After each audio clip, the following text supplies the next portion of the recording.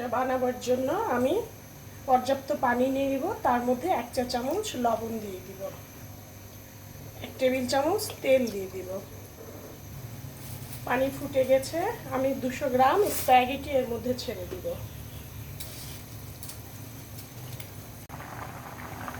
এটা সিদ্ধ হয়ে গেছে, আমি এটাকে ছেঁকে নেব। এখানে 200 গ্রাম বিফ আছে, এটাকে আমি ছোট ছোট করে কেটে নেব। এটা আমি সিদ্ধ করে রেখেছি। বিফটা কেটে আমি এর মধ্যে 1 টেবিল চামচ কর্নফ্লাওয়ার মাখিয়ে নেব। প্যানে বাটার দিয়ে দিব, বিফটা ছেড়ে একটু ভেজে নেব। বিফটা ভাজা হয়ে গেছে, রসুন কুচি ছেড়ে দিব। এখানে গাজর, ক্যাপসিকাম, টমেটো কাটা আছে, দিব। ক্যাপসিকামটা ছেড়ে দিব।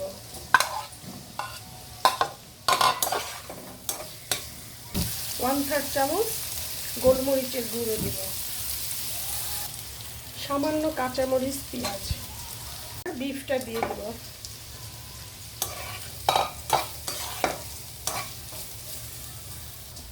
স্প্যাগেটিটা ঢেলে দিব।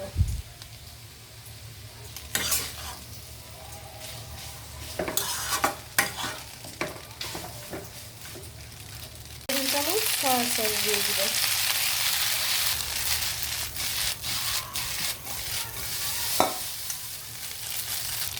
এক টেবিল চামচ টমেটো সস। লবণ ইউজ করব না, এটা লবণ দিয়ে সিদ্ধ করা আছে, বিফেও লবণ দেওয়া আছে। এখন টমেটো কুচিগুলো ছেড়ে দিব।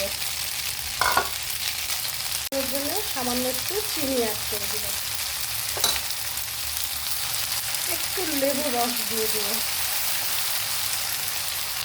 সামান্য একটু অরিগ্যানো দিয়ে দিব। গেল আমার স্প্যাগেটি।